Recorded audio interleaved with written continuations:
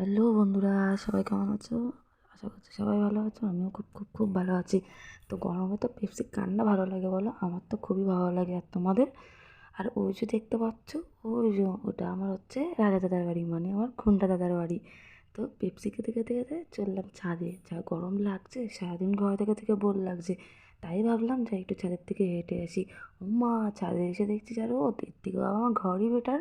তার জন্য ছাদে একটুখানি এপাশ ওপাশ একটুখানি এদিক ওদিক ঘুরে টুরে তো চলে আসলাম মাঝখানে। ছাদের মাঝখানে এসে বাবা যা দেখছি রোদ, তা বলার মতন না।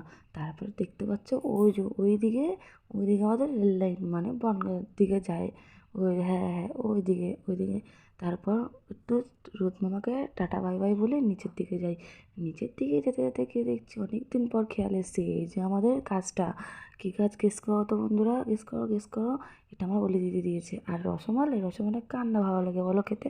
আমি এদিকে খেতে থাকি আর তোমরা এদিকে সাবস্ক্রাইব করতে থাকো। বাই।